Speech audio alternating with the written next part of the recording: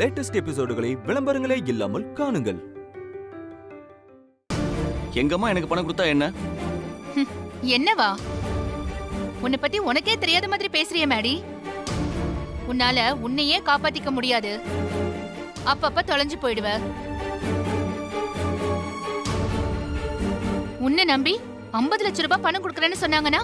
அக்கா, பழைய கதெல்லாம் பேசாதீங்க. இப்ப அவர் நல்லா ஆயிட்டாருல்ல, அப்புறம் என்ன உங்களுக்கு? நீ வேணா உன் புருஷன் குணமாயிட்டதா நம்பு. எனக்கு அந்த நம்பிக்கை இல்ல. ராகினி,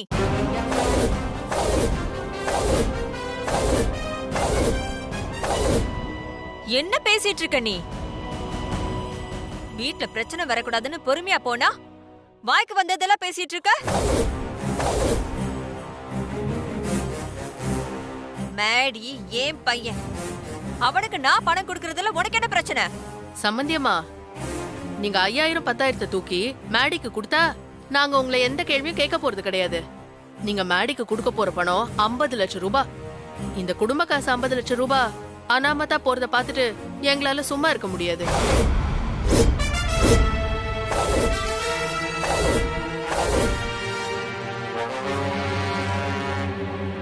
சம்பந்தி வேண்டாம், நீங்க பேசாதீங்க. இது எங்க குடும்ப பிரச்சனை, நாங்க பாத்துக்கிறோம். ஏன் எங்க அம்மா பேசக்கூடாது? எங்க அம்மா பேசுவாங்க, எனக்காக பேசுவாங்க.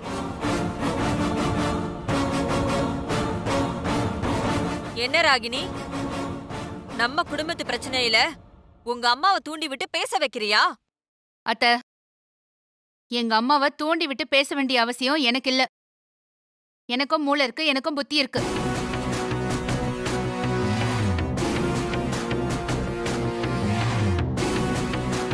அதனால நான் கேட்பேன். ராகினி, நான் சொல்றத 2 பேரும் தயவு செஞ்சு புரிஞ்சுக்கோங்க. பழைய கதையெல்லாம் இப்ப பேசிட்டு இருக்காதீங்க. மேடிக்காக நான் ஏதாவது செஞ்சு கொடுத்து ஆகணும். அததான் நான் பண்றேன்.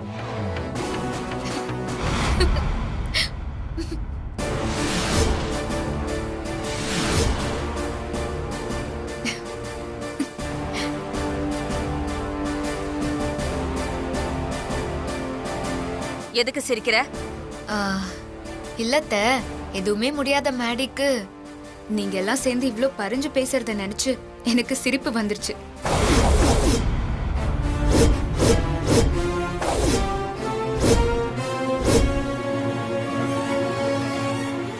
அத சொல்றதுக்கு உனக்கு தகுதி இல்ல. ஊர் 2 பட்டா நாய் கூட நாட்டாம பேசுமா? அந்த மாதிரி பேச வந்துட்டியா? சம்பந்தி, என்ன பேசுறீங்க நீங்க? நீங்க பேசாதீங்க. இது எங்க குடும்ப பிரச்சனை.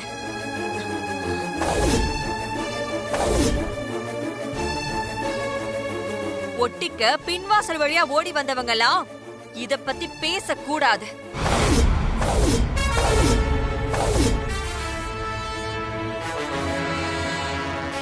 ராகினி, மேடி பிசினஸ் பண்றான்.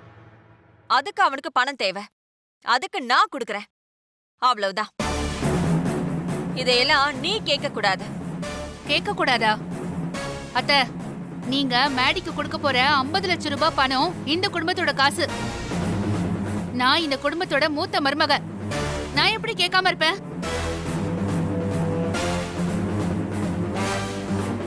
ராகினி, நீதான் உன்னை இந்த குடும்பத்துல மூத்த மருமகன் சொல்லிக்கிட்டே இருக்க. ஆனா உன்னை யாரும் அப்படி இந்த வீட்டுல பாக்கல. சம்பந்தி அம்மாவை பொறுத்த வரைக்கும் ஸ்வேதா தான் இந்த வீட்டு மூத்த மருமக.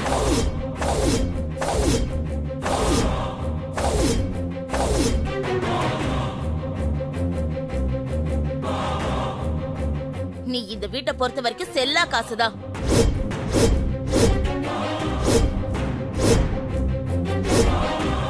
கண்மணி ராகினிய நல்லா ஏத்தி விடுறா. கல்பனாமா, மேடி ஆசைப்பட்டா 1 லட்சமோ 2 லட்சமோ கொடுத்து பொம்மை கடை வைக்க சொல்லுங்க. அதை விட்டுட்டு 50 லட்சம் கொடுக்கறேன்னு சொல்றீங்க. அதுக்கெல்லாம் இவரு ஒர்த்தே இல்ல.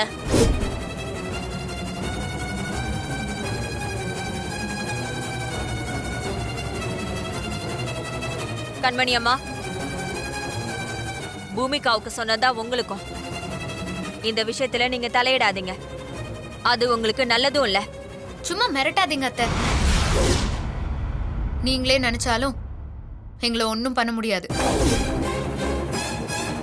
கௌதம் என் கழுத்துல தாலி கட்டிதான் நான் இந்த வீட்டுக்குள்ள வந்திருக்கேன். அதனால எனக்கும் எங்க அம்மாவுக்கும் இந்த வீட்டு விஷயத்துல தலையிட முழு உரிமை இருக்கு.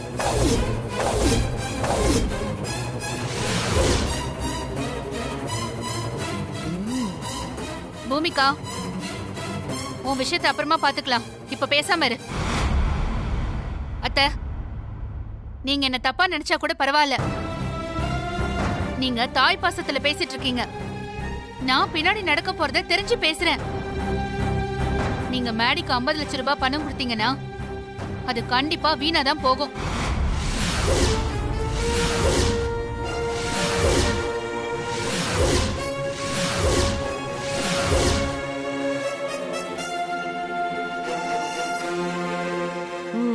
ராகினி ஃபுல் ஃபார்ம்ல இருக்கா. இந்த போடு போடுறாளே.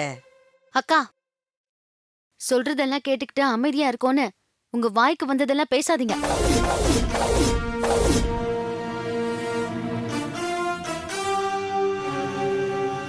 மேடிய பத்தி உங்களுக்கு என்ன தெரியும்?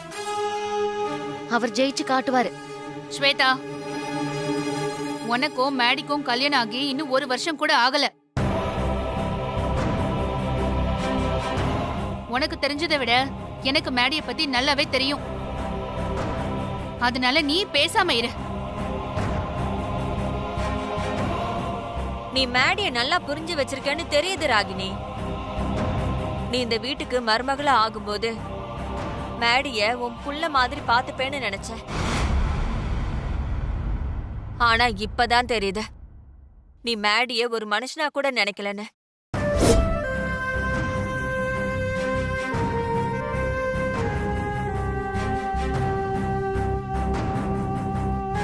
மேடிய இந்த வீட்ல இருக்கிற நாமளே நம்பலன்னா வேற யார் நம்புவாங்க? அதுக்காக 50 லட்சத்தை விரயமாக்க சொல்றீங்களா? யாரும் இங்க விரயமாக்க சொல்லல. ஒருத்தருக்கு வாய்ப்பு கொடுத்தா தானே அவர் ஜெயிப்பாரா தோப்பாரான்னு தெரியும். வாய்ப்பே கொடுக்காம மேடி கண்டிப்பா தோத்துருவாருன்னு நீங்களா முடிவு பண்ணி வாய்க்கு வந்தபடி பேசினா அதை பார்த்துக்கிட்டே நான் சும்மா இருக்க மாட்டேன். ராகினி அக்கா, இவர் இப்பதான் ஒரு தன்னம்பிக்கையோட ஒரு விஷயத்த செய்ய ஆரம்பிச்சிருக்காரு.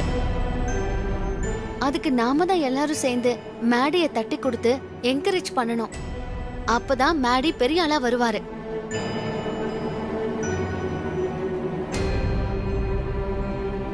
தயவு பண்ணி அவரை மட்டும் தட்டி பேசி அவர் மனச காயப்படுத்தாதீங்க. ஸ்வேதா, உன் புருஷனை என்கரேஜ் பண்றதுக்கு ஆல் தி பெஸ்ட் மேடி அப்படின்னு ஒரு வார்த்தை வேணா சொல்லலாமே தவிர வீட்ல இருந்து 50 லட்சம் ரூபாய் பணத்தெல்லாம் எடுத்து கொடுக்க முடியாது.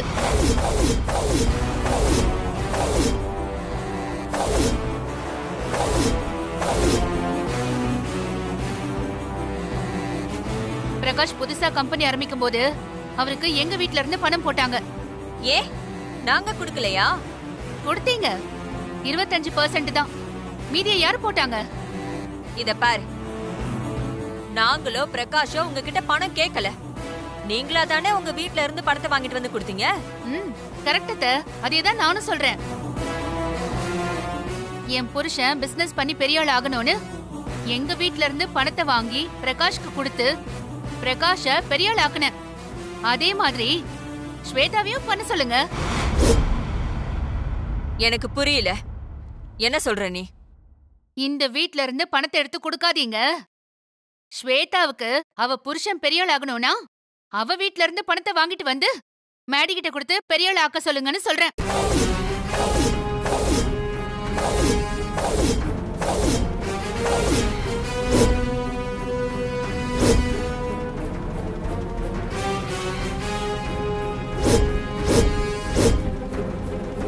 என்ன பேசுற நீ? ஸ்வேதா யார்கிட்ட போய் பணம் வாங்கிட்டு வருவா? முடியாதுல்ல? அப்போ முடிஞ்சதை மட்டும் பண்ணுங்க.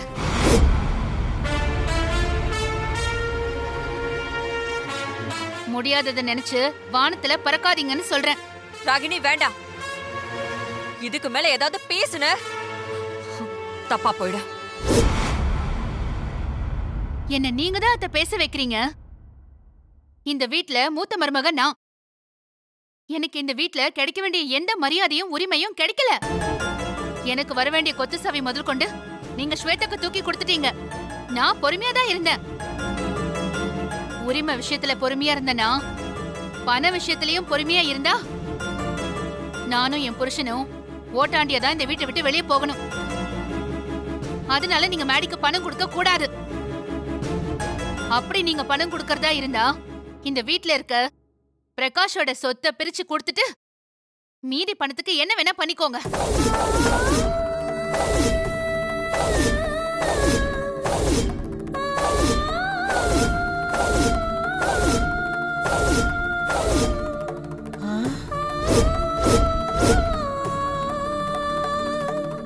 நெத்தி அடி பிரச்சனை முத்தி இந்த குடும்பம் ரெண்டா பிரிய போகுது. ராகினி, நீ எல்லாம் புரிஞ்சுதான் பேசுறியா? நல்லா புரிஞ்சுதான் பேசுறேன். இனியும் என்னால முட்டாள இருக்க முடியாது அத்தை. நீங்க மேடிக்கு பணம் கொடுக்கறதா இருந்தா சொத்தை பிரிங்க. எந்த சொத்தையும் பிரிக்க தேவையில்லை.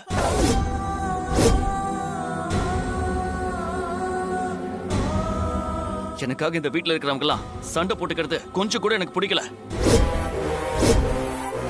அண்ணி, இப்போ உங்களுக்கு என்ன? எனக்கு 50 லட்சம் பணம் கொடுக்க கூடாது, அவ்வளவுதானே? எனக்கு அந்த பணம் வேண்டாம் அண்ணி. இந்த பிசினஸும் வேண்டாம். மேடி நில்லு. எங்கடா போற? பின்ன என்னம்மா எல்லாரும் இப்படி பேசுறாங்க? எனக்கு ரொம்ப கஷ்டமா இருக்குமா. டேய், அம்மா, நீ வேணா எனக்கு 50 லட்சம் பணத்தை கடனா தரியா? நான் கண்டிப்பா திருப்பி கொடுத்துட்றேம்மா.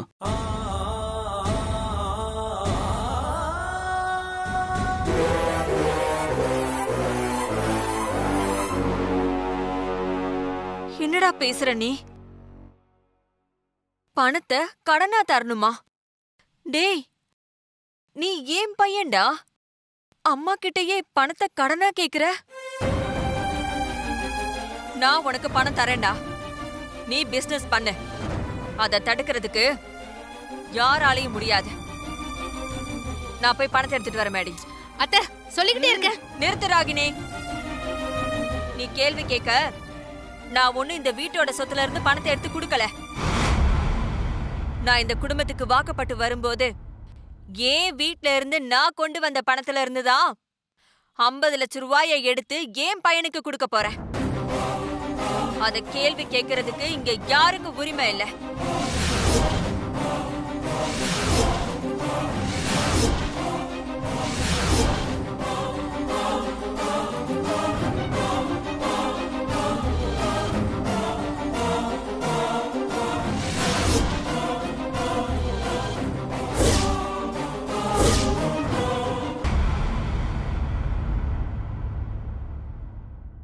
இந்த பிரீஃப் கேஸ்ல 50 லட்சம் ரூபாய் பணம் இருக்கு, வாங்கிக்க.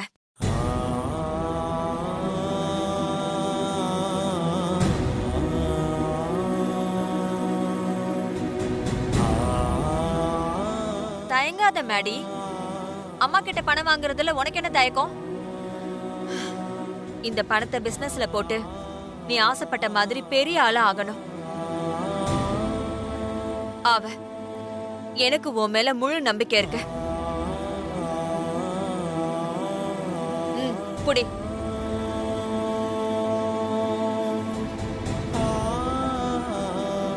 புடி மேடி, வாங்கிக்கோ.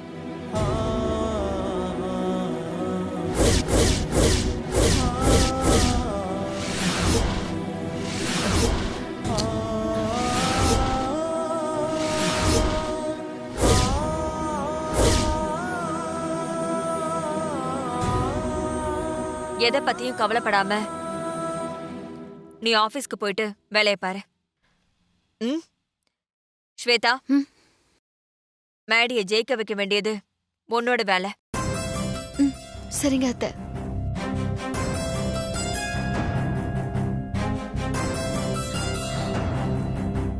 என் மேடியை ஏளனமா பாக்குறீங்களா? அவர் ஜெயிப்பாரு, ஜெயிச்சு காட்டுவாரு. அப்படி ஒண்ணு நடக்கலன்னா அது நான் செத்ததுக்கு சமம். போயிட்டு வா மேடி. ஓகே மாம், போலாம்.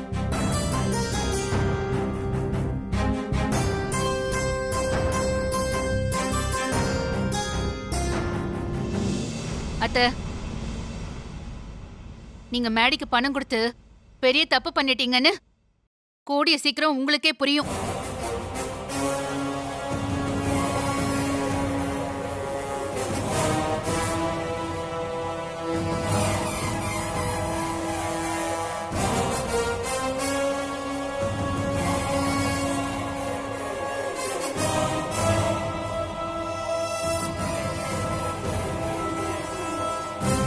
பத்தி எரிஞ்ச நெருப்ப கல்பனா நம்ம சட்டுன்னு அணைச்சிட்டாங்களே. இந்த நெருப்ப முழுசா அணைய விடக்கூடாது. திரும்பவும் நம்ம பத்த வைக்கணும்.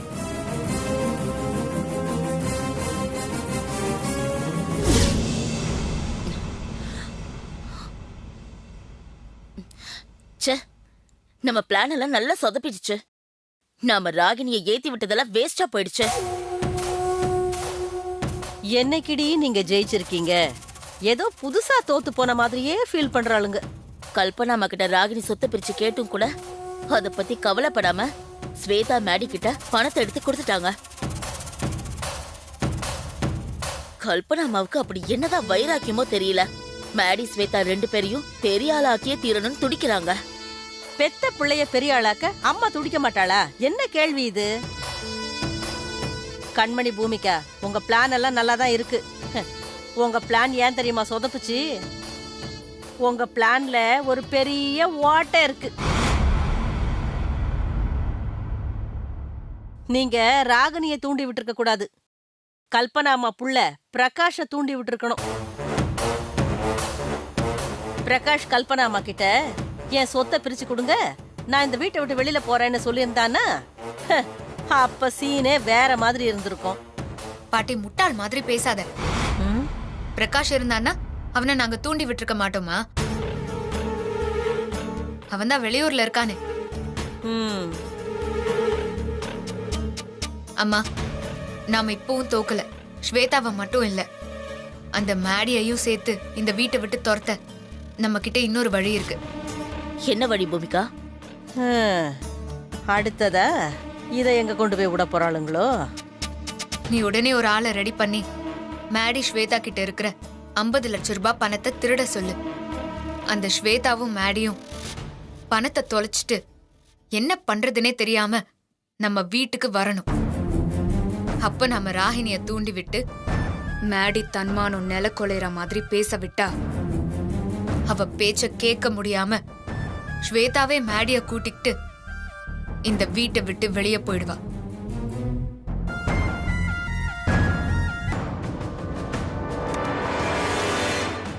செம பிளான் பூமிகா. மேடி கிட்ட இருக்கிற 50 லட்சம் ரூபாய் பணத்தை திருட இப்பவே ஏற்பாடு பண்றேன்.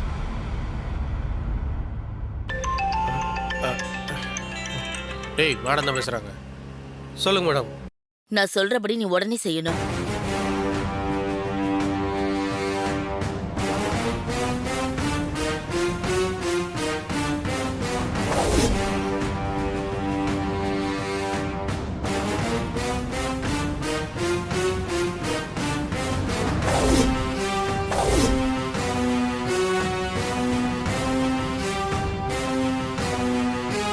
நீங்க சொல்றபடியே பண்ற மேடம். சொல்லிட்டேன் பூமிகா. நாம ரெடி பண்ணி இருக்கிற ஆளு கண்டிப்பா மேடி கிட்ட இருந்து பணத்தை அடிச்சிடுவான்.